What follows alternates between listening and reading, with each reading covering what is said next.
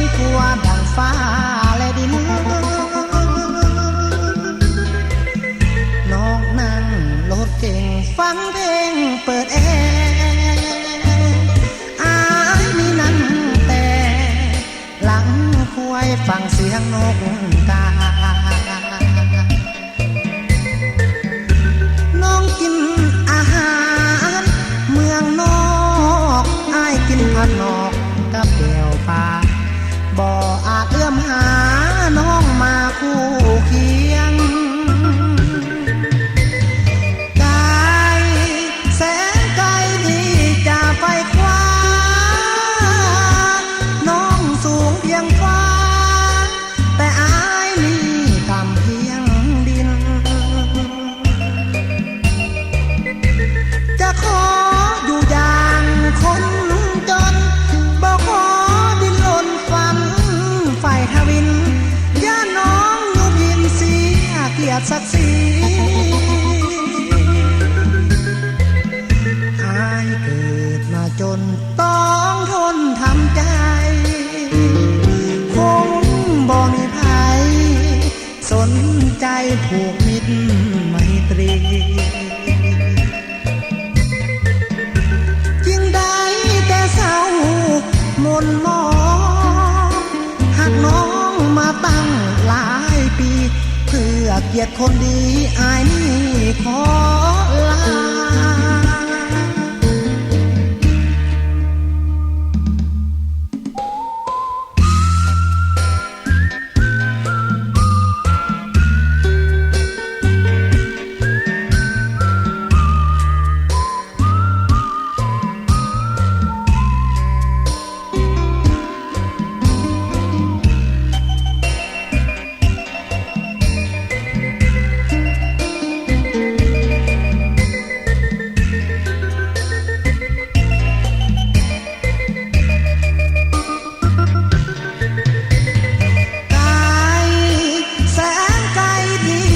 ไฟคว้า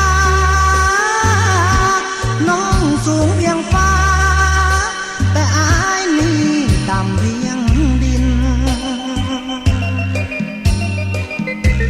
จะขอ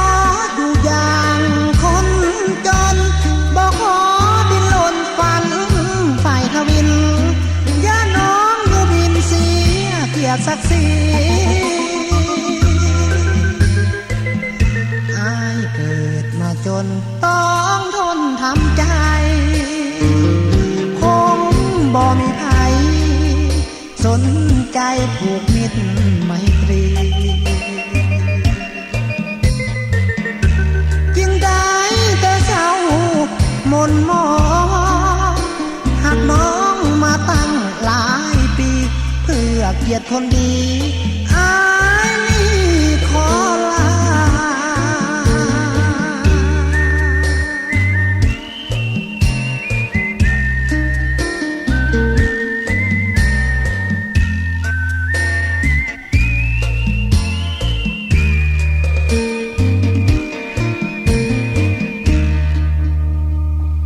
คันบาใจประสงค์เร็วอยู่กลางโลนก็ว่าหมอคันบาใจกี่คานอยู่กลางบ้านก็ว่าไก่พี่น้องเอ๋ยสบายดีมีทางรายการที่หักเพลงตอนหับทานเข้าสู่บรรยากาศรายการเสียงเพลงและข่าวบริการหับหน้าที่ดำเนินการโดยสินนิลาคือเก่าซึ่งพบกันเป็นประจำกับรายการของพวกเฮาออกอากาศสู่ทานได้หับฟังทุกวันจันทร์วันพุธและวันศุกร์ของทุกอาทิตย์ทางเพจสถานีวิทยุแขวงพงศาลี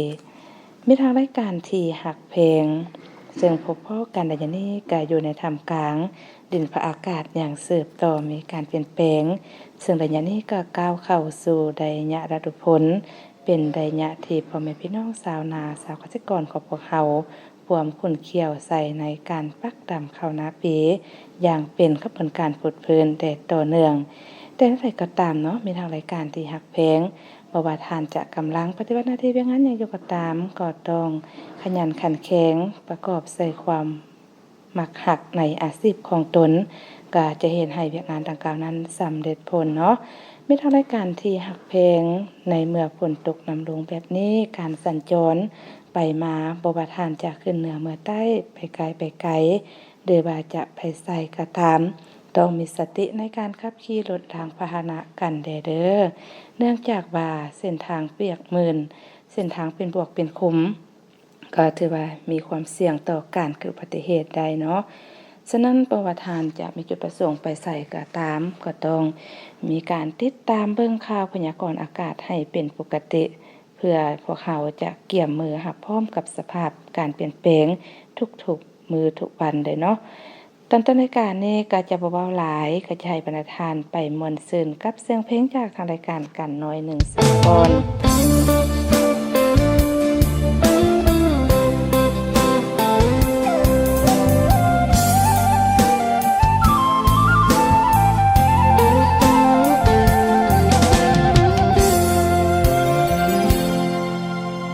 นอนบ่อิ่มตาตั้งแต่วันที่แฟนลาไปมีคนใหม่ผิดเรื่องยัง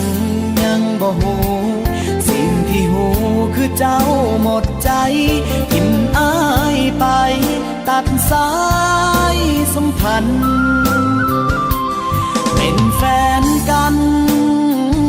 ก็นานหลายปีเมมโมรีในสมองมันเลยจำมันคนเคยหักตัดใจลาฝากน้ำตาพร้อมกับความหลังคนอีหยังใจดำบ่เหมือนหน้าตาผู้บ่นาว่ามีคนคิดฮอดเจ้าลาสิตายย้อนความคิดถึงใบหน้าเศษเส้นผมยังติดหมอนอายถนอมมันทุกเวลาบอกตัวเองว่าวันหนึ่งเจ้าจะหวนมาหาคนคิดฮอดมีความหวังจึงรอคอยอ้อมแขนน้อยๆยังคอยเจ้ามาให้ก่อนหากความหักบ่โสภาจงกลับมาหาที่จอดอายจะเอาความคิดฮอดจอดใจให้นานผู้บ่นาว่ามีคนคิดฮอดเจ้าหลายยันสิตายย้อนความคิดถึงใบหน้าเศษเส้นผมยังติดหมอนอายถนอมมันทุกเวลาบอกตัวเองว่าวันหนึ่งเจ้าจะหวนมาหาคนคิดฮอดมีความหวังจึงรอคอยอ้อมแขนน้อยๆยังคอยเจ้ามาให้ก่อนหากความหักบ่โสภาจงกลับมาหาที่จอดอายจะเอาความคิดฮอดจอดใจให้นานหากความหักบ่โสภาจงกลับมาหาที่จอดอายจะเอาความคิดฮอดจอดใจให้นาน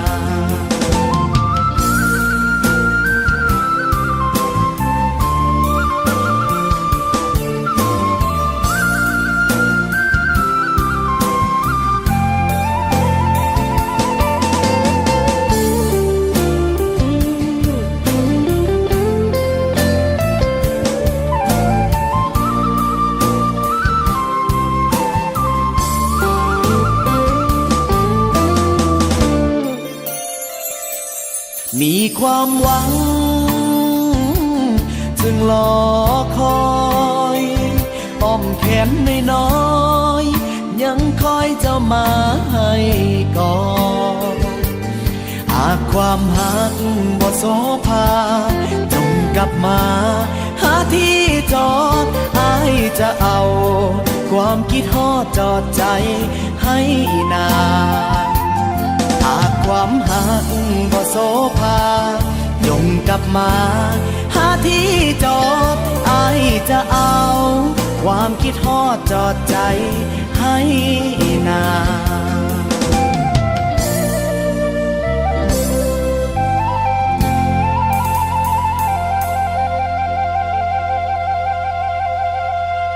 เจ้ามีทางรายการที่หักเพลงเสียงเพลงม่วนที่ผู้ดำเนินการนำมาเสนอภาคตอนให้กับพ่อแม่พี่น้องได้จบลงไปแล้วหวังว่าจะเป็นการผ่อนคลายความอิดเหนื่อยบ่หลายก็น้อยเนาะฉะนั้นทุกๆคนก็ต้องการร่างกายที่ว่าแข็งแรงสมบูรณ์ฉะนั้นในเมื่อที่พวกเราอยากให้ร่างกายของพวกเราแข็งแรงสมบูรณ์นั้นพวกเราควรเฮ็ดแนวใดและพวกเราบวกใส่กันที่ว่าพวกเราฮักโฮมเบียกบางท่านนี่ก็ถือว่านอนค่ำนอนดึกก็มีเนาะฉะนั้นพวกเราควรหาตัวช่วยด้วยการกินอาหารให้มีประโยชน์อาหารบำรุงร่างกายสำหรับคนนอนดึกหรือว่าคนที่ว่ามีเวียกหลายๆเนาะด้วยความจำเป็นทางด้านหน้าที่การงานหรือว่าหน้าที่เวียกงานอาจเฮ็ดให้ทานนอนดึกหลายคืนซึ่งการนอนดึกหลายคืนหรือว่านอนน้อยเป็นประจำนี่อาจเฮ็ดให้ทานกังวลใจว่าร่างกายจะทรุดโทรมสุขภาพบ่แข็งแรง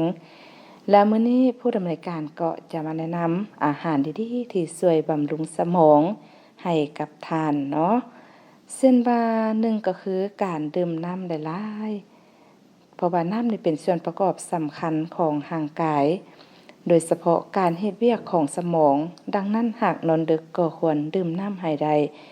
1.5 หา 2 ลิตร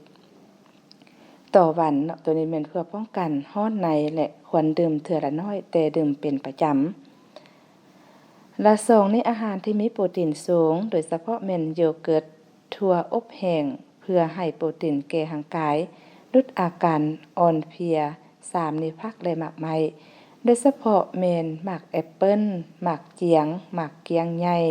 เพื่อให้ได้รับวิตามินและเกลือแร่ที่ช่วยบำรุงร่างกาย4มาก็คือน้ำหมักไม้คั้นสดการอดนอนอาจเฮ็ดให้รู้สึกอ่อนเพลียดังนั้นควรดื่มหมักไม้สดที่คั้นเองเพื่อช่วยให้รู้สึกสดชื่นขึ้นหาอาหารบำรุงสมองโดยเฉพาะแม่นถั่วเหลืองไข่แดงเต้าหู้ปลาอาหารประเภทธัญพืชที่บ่ได้ใส่เกลือเพราะอาหารเหล่านี้จะช่วยบำรุงสมอง6ก็คือวิตามิน B เป็นการชดเชยวิตามินที่ร่างกายสูญเสียไปเพราะว่าการพักผ่อนบ่เพียงพอและวิตามิน B ก็จะมีส่วนช่วยลดความเข่งตึงของสมอง7ก็คือวิตามิน C ก็สำคัญต่อร่างกายของคนเฮาที่ว่านอนดึกเพราะวิตามิน C ช่วยเสริมภูมิคุ้มกันเฮ็ดให้เฮาแข็งแรงบ่เจ็บป่วยง่าย8กาแฟหากรู้ว่าตนเองจะต้องได้นอนดึกควรดื่มกาแฟในตอนสวยเพื่อกระตุ้นให้ร่างกายมีความตื่นตัวในตอนกลางคืนบ่ควรดื่มกาแฟในตอนดึกโดยเด็ดขาดเพราะกาแฟจะเฮ็ดให้หัวใจเฮ็ดเวียกหนักและนอนบ่ค่อยหลับเนาะนอกจากนั้นหลังจากตื่นนอนควรรับประทานอาหารให้ความสดชื่นแก่ร่างกายเช่นว่านมงัวไก่ไข่งาดำเพื่อเพราะว่ามีส่วนช่วยกระตุ้นการเฮ็ดเวียกของสมองและระบบประสาทให้สามารถเฮ็ดเวียกได้หมดมือเจ้าที่ผู้ดำเนินการนำเสนอผ่านไปนั้นก็แม่นสัตว์อันอาฮู้เกี่ยวกับอาหารบำรุงร่างกายสำหรับคนที่ว่ามีเวียกหลายฮักโฮมเวียกบ่มีเวลาพักผ่อนนอนดึกหรือว่านอนบ่เพียงพอควรซอกหาอาหารประเภทนี้มารับประทานเนาะเพื่อจะได้ช่วยเฮ็ดให้ทานมีภูมิคุ้มกันสูงแล้วก็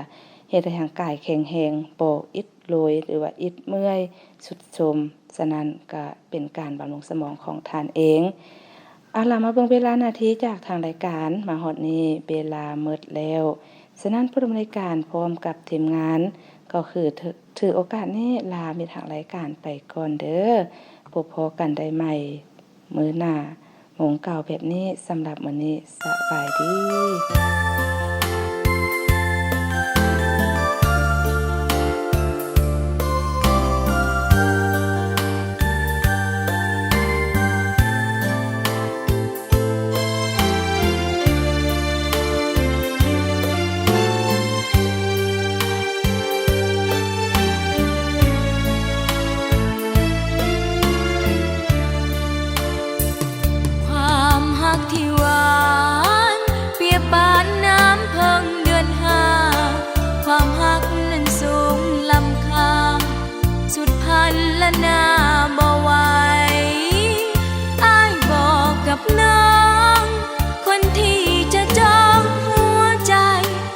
บแสบต้องทนเอาไว้ ถ้าน้องหักอายใจจริง ความหักนี่นาเปรียบเป็นเม็ดยาคืนคมสุดแสนละคมดังคมมีขีดดวงใจอ้ายจากไปแล้วทิ้งไว้ซึ่งความอาลัยไปควงผู้หญิงคนใหม่บ่แม่นอื่นไกลนั้นเพื่อนน้องเองเขามีความงามความสวยล่ำรวยกว่าน้องทั้งมีเงินทองจองใจอ้ายไว้แน่นหนาเงินหมื่นเงินแสนแก้วแหวนเพชรนินจินดาส่วนตัวน้องนี่นามีแต่น้ำตาไหลเล่นบ่เศร้าความหักนี่นาก่อนมาอ้ายเคยสมน้องเดี๋ยวนี้นั่งมองทั้งสองอ้ายเคียงคู่กันทั้งกอดทั้งจูบลูบไล้ให้สารพันดังคมมีดคิดแล้วหันสั่นสะเทือนทั้งกายทั้งใจ